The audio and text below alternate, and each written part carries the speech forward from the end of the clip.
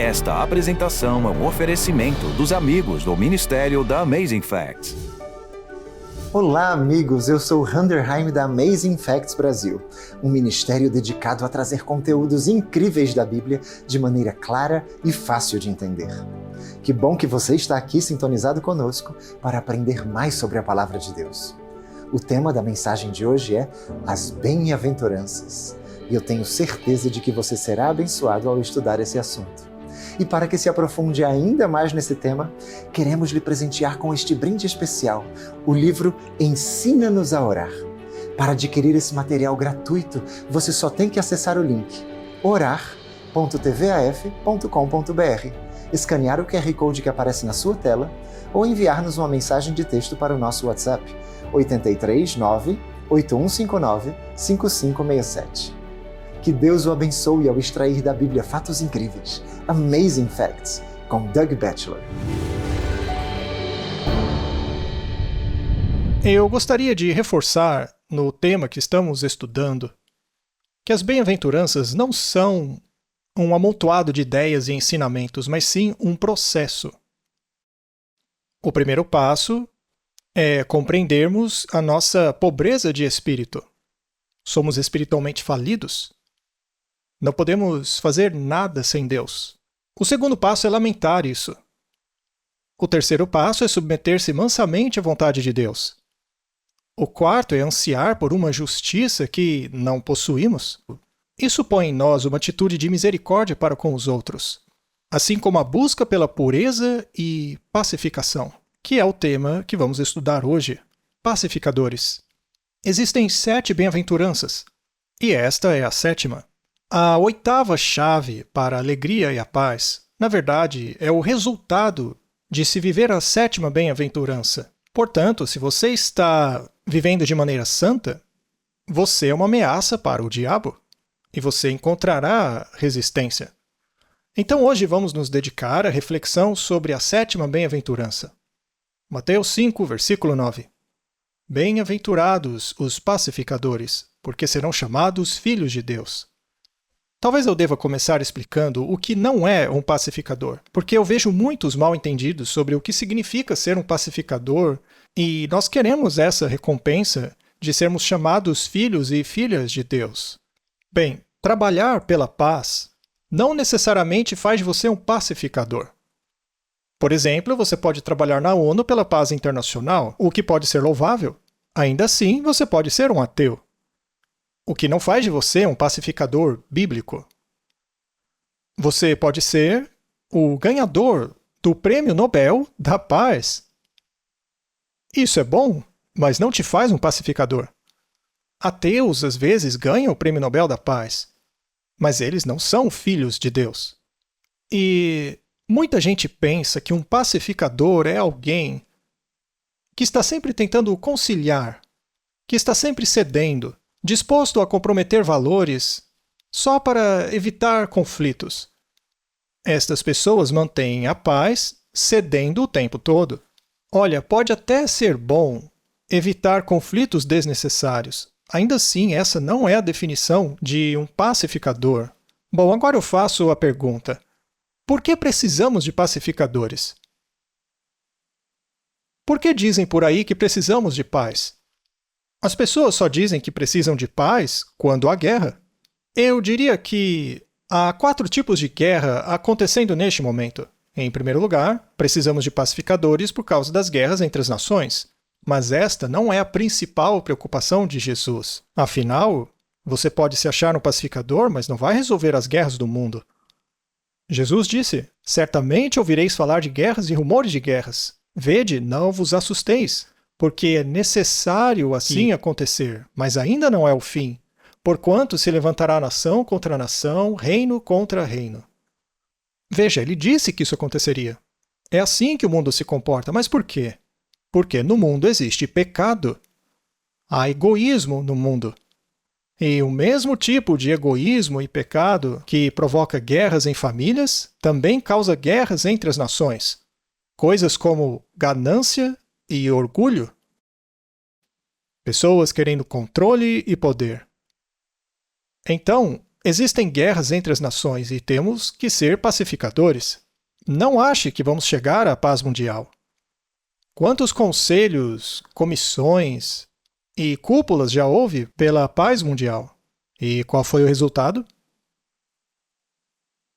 Bem, precisamos de paz porque há guerra entre as pessoas? Vamos passar um tempo neste ponto aqui. Tiago 4:1. De onde procedem guerras e contendas que há entre vós? De onde, senão dos prazeres que militam na vossa carne? Ou seja, o problema está dentro de nós. O pecado e egoísmo causam desavenças. Tiago 3:18. Ora, é em paz que se semeia o fruto da justiça, para os que promovem a paz. Uma das características dos cristãos é sabermos promover a reconciliação e a paz. E isso tem a ver com o que Jesus veio fazer. Jesus não teve que fazer isso entre os apóstolos. Jesus perguntou sobre o que vocês estavam discutindo a caminho do cenáculo. Eles não queriam dizer, olharam para seus pés e... vocês discutiam sobre qual de vocês é o maior, não é? Esta discussão nasceu do meio do orgulho deles. Aí Jesus lava os pés deles e ficam envergonhados. Em outra ocasião, em que também discutiam sobre isso, Jesus põe uma criança no meio deles, dizendo quem quer ser o maior deve ser o servo de todos, deve ser como essa criança. Então Jesus é um pacificador, ele tentou trazer a paz entre os discípulos, porque havia conflito entre eles. Então isso é muito importante, cultivar esse espírito de reconciliação. João 13:35. Nisto conhecerão todos que sois meus discípulos, se tiverdes amor uns aos outros. Portanto, parte do trabalho de um pacificador é promover a paz. É ajudar os irmãos a encontrarem a reconciliação. E uma das maneiras de se manter a paz é saber quando ficar quieto. Se alguém disser algo desagradável sobre outra pessoa, não vá correndo dizer isso a ela. Guarde para você. A Bíblia diz que um bom amigo guarda o segredo. Às vezes, verdadeiras guerras começam porque pessoas gostam de repassar informações ruins. Agora, o que as pessoas deveriam fazer é passar adiante boas informações sobre os outros. Eu conheci um pastor que era um grande reconciliador, e havia alguns irmãos na igreja que, eles não se bicavam, eles não sentavam no mesmo lado da igreja, não conversavam com o outro, e quando o pastor ia visitar o irmão A, ele perguntava, o que você acha do irmão B? O irmão B, ele é isso, ele é aquilo, ele é um monte de coisa ruim. Eu entendo. Mas você tem que admitir que a família dele é muito bonita. Isso é verdade. Aí ele visitava o irmão B e perguntava, o que você acha do irmão A? O irmão A é terrível. Sabia que ele me disse que acha sua família muito bonita? É mesmo? Sim, é verdade. O que você acha do trabalho dele? Bom, ele é um trabalhador honesto. Aí o pastor volta pro irmão A e diz, você sabia que ele te acha um trabalhador honesto? É mesmo, é verdade, ele disse. No sábado seguinte estavam se abraçando. Então, se você vai falar de alguém pelas costas, que seja algo de bom. Tente elogiar. Às vezes, criamos conflitos entre as pessoas por causa de palavras inadequadas. Então, precisamos de pacificadores por causa de guerra entre as nações, guerra entre pessoas e guerra em nossas mentes. Agora, vamos falar rapidamente sobre esta guerra interna. A Bíblia tem muito a dizer sobre isso. Romanos 7:23. Paulo disse, mas vejo nos meus membros outra lei, guerreando contra a lei da minha mente. Muitos não têm paz por causa de sua guerra interior. Continuando, me faz prisioneiro da lei do pecado que está em meus membros. Então nós precisamos de pacificadores por causa do pecado. Sem pecado no mundo, não haveria guerra e haveria paz. Até que o pecado acabe, haverá guerra no mundo. Certo? O que não quer dizer que não podemos ter paz, porque podemos resolver o problema do pecado. Vamos a 1 Pedro 2:11. Amados, exorto-vos como peregrinos e forasteiros que sois, a vos absterdes das paixões carnais que fazem guerra contra a alma. Há uma guerra dentro de nós. Eu não sei se você, como cristão, já percebeu isso. Dentro de nós há uma luta, e ela nos rouba a paz. Porque as coisas que sabemos que devemos fazer, às vezes não fazemos. É a essa batalha que a Bíblia chama carne contra o espírito. E se vivermos segundo a carne, nós morreremos. Se você quer viver, precisa viver de acordo com o espírito. E aí acontece esta guerra dentro de nós, entre o amor e o egoísmo. Todos passamos por isso. O pecado, resumido em uma palavra, é egoísmo. E se eu quisesse resumir salvação, seria a palavra amor, que é a essência de Deus. O diabo é a personificação do orgulho e do egoísmo, e Deus do amor. Então temos esses dois extremos opostos lutando em nosso coração. Enquanto não nos rendermos a um deles, haverá guerra. Se você se render a Deus, a Bíblia diz que Jesus passará a reinar ali. Ele torna-se o Senhor do seu coração. Renda seu coração a Ele e você terá paz. Quantos aqui querem ser pacificadores? Você quer ter essa bênção? É uma chave para a felicidade. Você pode ser um mediador não apenas lidando com as disputas para Cristo, ao reconciliar as pessoas, mas também fazendo isso por meio da oração. Isso também te faz um pacificador. O mundo está separado de Deus. E Deus deseja que haja pessoas que intercedam, que orem pela reconciliação entre nós e Deus. Foi isso que Moisés fez. E por que Jesus veio? Para ser o príncipe da paz, um pacificador. Entendem? Jesus veio para nos reconciliar com Deus, porque o pecado nos separou. Este é um dos pontos mais importantes quando ele diz bem-aventurados os pacificadores. Muito bem, então começamos reconhecendo que somos pobres de espírito. E conforme amadurecemos na experiência cristã, chegamos ao lugar onde a nossa grande missão de vida é levar outras pessoas a Deus, quem ainda está separado dele. Eles ainda estão em guerra com Deus e você é um pacificador. Esta é a missão daquele que crê. Todos temos amigos que não conhecem o Senhor. Se sairmos e lhes contarmos como eles podem ter uma vida melhor, não apenas isso, mas como podem viver para sempre, nada mais importante que isso. Além disso, o que é dito dos pacificadores? São filhos e filhas de Deus. Até mesmo o mundo reconhecerá que você é um filho de Deus. É a respeito destes que Jesus se referia quando disse: quando orarem, digam Pai Nosso que está no céu, porque são filhos dele. Está gostando da mensagem? Aproveite esse breve intervalo para se aprofundar ainda mais nesse tema e solicite seu brinde gratuito, o livro Ensina-nos a Orar. Você só tem que acessar o link orar.tvaf.com.br, escanear o QR Code que aparece na sua tela ou enviar-nos uma mensagem de texto para o nosso WhatsApp 839-8159-5567. De volta com o pastor Doug Batchelor e que Deus o continue abençoando no estudo de hoje. Bem, estas são as 7 bem-aventuranças, mas na realidade existem 8 delas, e digo isso porque a última é o resultado de se viver as 7 bem-aventuranças dentro de um mundo hostil. Bem-aventurados os perseguidos por causa da justiça, porque deles é o reino dos céus. E então ele continua expandindo, dizendo: bem-aventurados sois quando, por minha causa, vos injuriarem, vos perseguirem e mentindo disserem todo mal contra vós.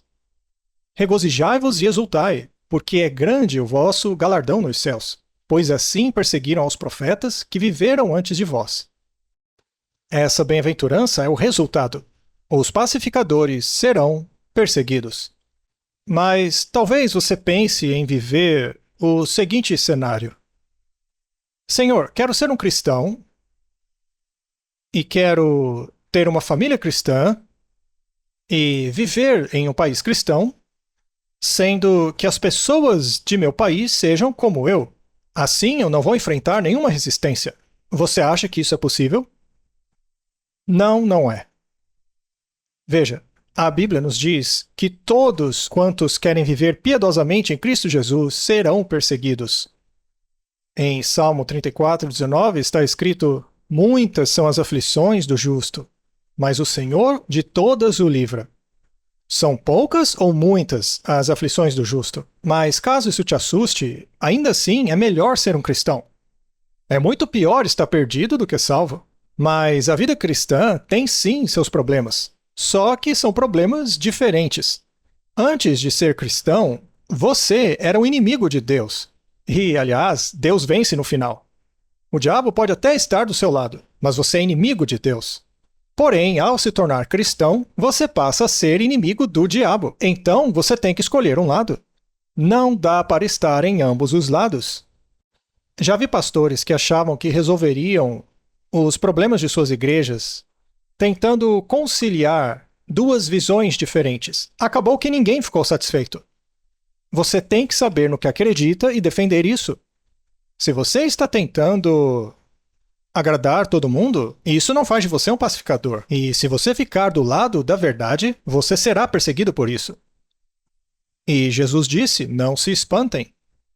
Vocês enfrentarão resistência. João 15:18. Se o mundo vos odeia, sabei que primeiro do que a vós outros, me odiou a mim. Se vós fosseis do mundo, o mundo amaria o que era seu. Como todavia não sois do mundo, pelo contrário, dele vos escolhi, por isso o mundo vos odeia. Muito bem. Você acha que se dar bem com as pessoas do mundo é um bom sinal para o cristão? Você provavelmente não está vivendo sua religião de forma a ameaçar o diabo. Certa vez, Wesley e Whitefield estavam pregando e enfrentaram muita oposição, porque a igreja dizia que eles tinham que ser autorizados. Bem, eles ignoraram isso e continuaram pregando no interior. E acabou que eles foram muito perseguidos e oprimidos. Foram espancados por multidões e escaparam por um triz várias vezes. E certo dia, Wesley estava cavalgando sozinho e pensou: que estranho, eu não enfrentei nenhuma perseguição, problema ou assédio há 2 semanas. E então lhe sobreveio um medo terrível. Talvez eu não ameace mais o diabo. Talvez eu esteja vivendo errado. Ele então deixou o cavalo ali mesmo, se ajoelhou e orou, dizendo: Senhor, eu estou sendo fiel? E uma pessoa que morava ali o viu e o reconheceu, e imediatamente atirou um tijolo nele, dizendo: lá vem esse tal de Wesley, um desses metodistas. Ele então se levantou, montou o seu cavalo e saiu louvando ao Senhor. Para ele, isso foi prova da bênção de Deus. Portanto, se você viver de forma correta, vai ser perseguido. Mas de onde virá a perseguição? Ela pode vir do governo, e de fato isso um dia acontecerá. Hoje mesmo há lugares no mundo em que, se você se converter ao cristianismo, você pode ser morto. A Karen e eu viajamos a um país cujo nome não vou mencionar, no qual você não pode distribuir livros. E se você ousasse dar qualquer coisa impressa que não tivesse o carimbo de literatura muçulmana aprovada, você estaria em maus lençóis. Nós temos liberdade aqui nos Estados Unidos, mas nem todo lugar é assim.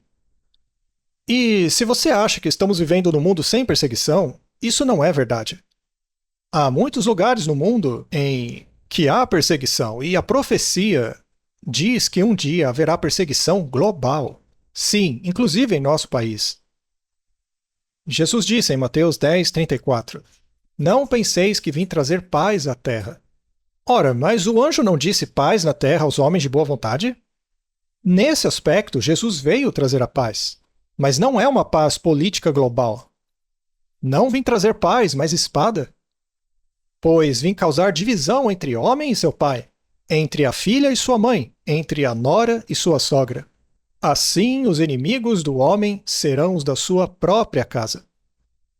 E isso não se aplica apenas nos casos de famílias pagãs, quando um dos membros aceita o cristianismo e passa a ser perseguido. Veja, eu conheço pessoas de famílias hindus ou muçulmanas que aceitaram a Cristo e agora toda a família o rejeita. Para eles é como se estivesse morto.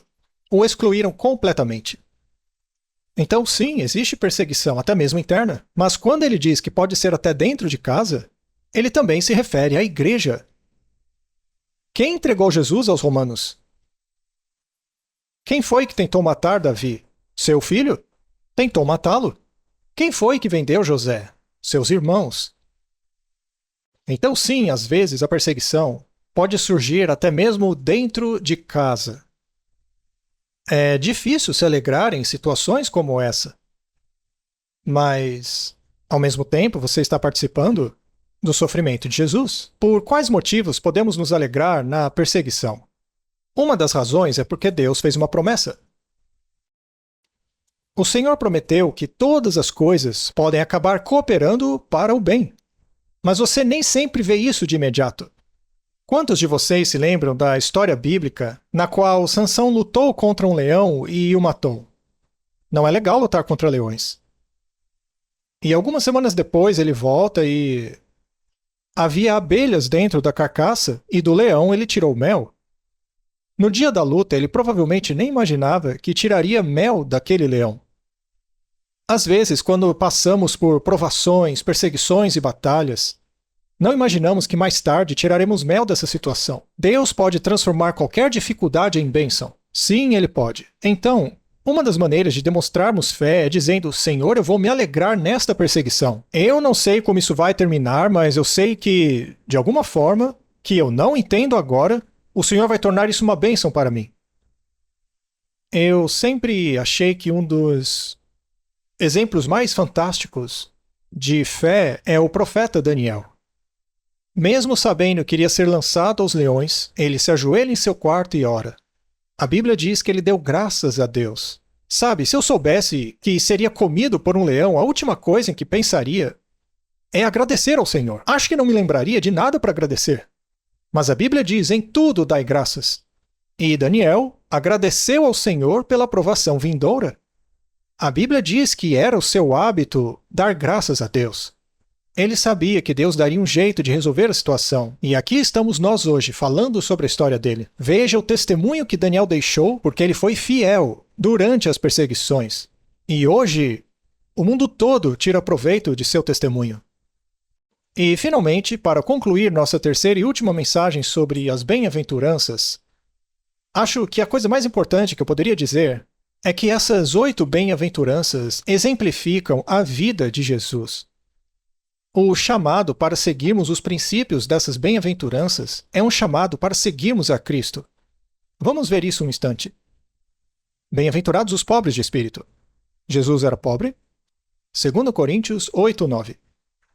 Pois conheceis a graça de nosso Senhor Jesus Cristo, que, sendo rico, se fez pobre por amor de vós, para que, pela sua pobreza, vos tornasseis ricos. Jesus se tornou pobre de espírito. Bem-aventurados os que choram. Isaías 53 diz: era desprezado e o mais rejeitado entre os homens, homem de dores que sabe o que é padecer. E na história de Lázaro, vemos que Jesus chorou com a multidão. E chorou sobre Jerusalém. Ele chorou, mas um dia se alegrará na nova Jerusalém. Mansidão. Será que Jesus era manso? Isaías 53. Ele foi oprimido e humilhado, mas não abriu a boca.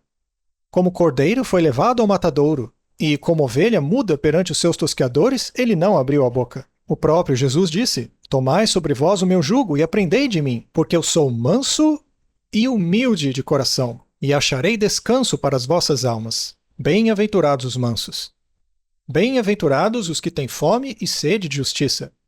Jesus tinha fome, ele jejuou durante 40 dias. Ele teve mais fome que qualquer um aqui. Bem-aventurados os misericordiosos. Ele era misericordioso? Misericordioso e piedoso é o Senhor, longânimo e grande em benignidade. João 8:11. Nem eu tampouco te condeno. Vai e não peques mais. Bem-aventurados os puros. Cristo é a essência da pureza. Ele não tinha pecado. Salmo 119, versículo 140.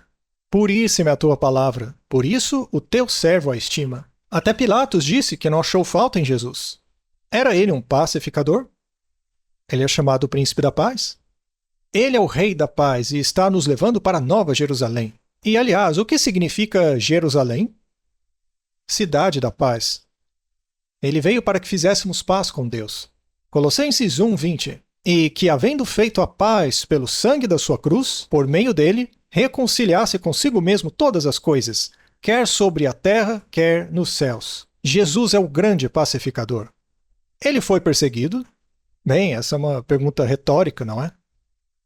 Ele foi perseguido por causa da justiça. Eles não quiseram matar Jesus pela sua maldade, mas sim pela sua bondade. A bondade dele destacava a maldade dos outros. Cristo foi perseguido. E, apesar de ser perseguido, Jesus agradeceu ao Pai o tempo todo. Então, o que você ganha ao seguir as bem-aventuranças? Deles é o reino dos céus. Eles serão consolados.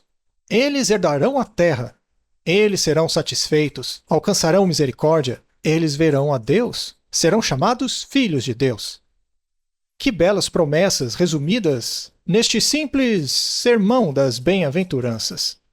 É uma mensagem tão simples que Jesus transmitiu em apenas 12 versículos. Sabe, estou ansioso para entrar naquele reino. Sim, teremos dias de perseguição à frente. E será difícil nos alegrarmos na perseguição se antes não andarmos pelos passos anteriores?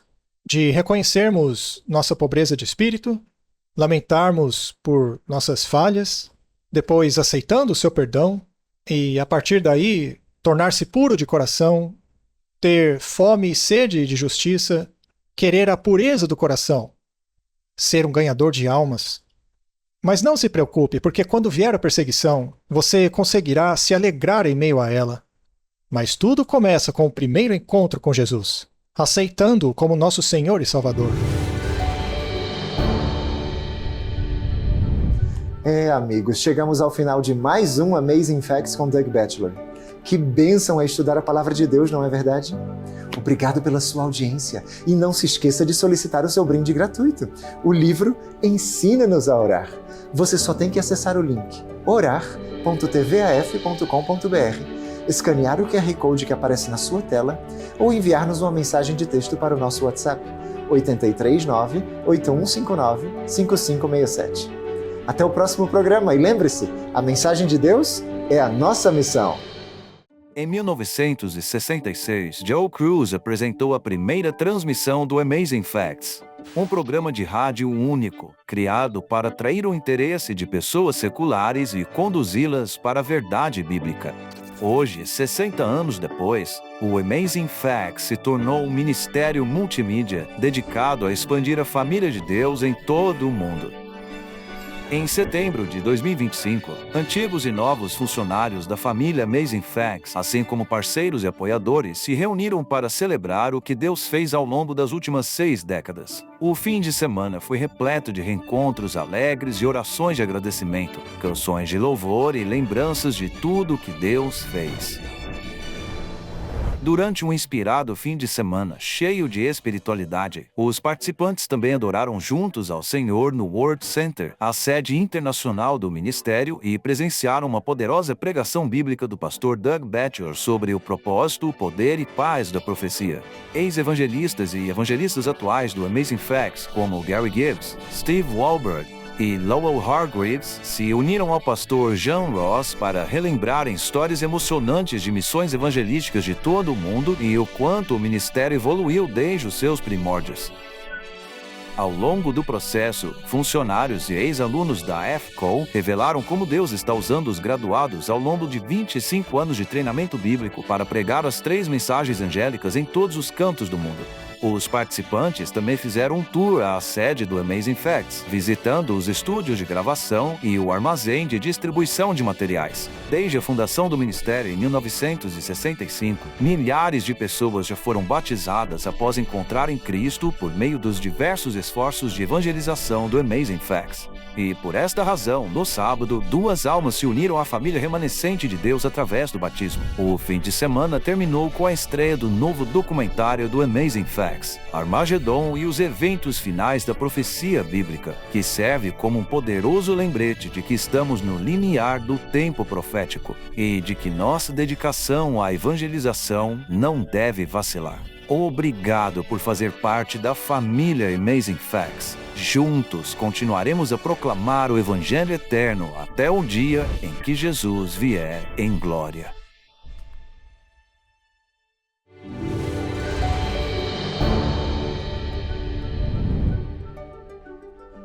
Não se esqueça de solicitar seu brinde gratuito de hoje. Vai ser uma bênção na sua vida. E obrigado pelo seu apoio de sempre, nos ajudando a levar o Evangelho de Jesus Cristo ao mundo. Esperamos que você esteja conosco na próxima semana, ao nos aprofundarmos na Palavra de Deus, explorando mais fatos incríveis.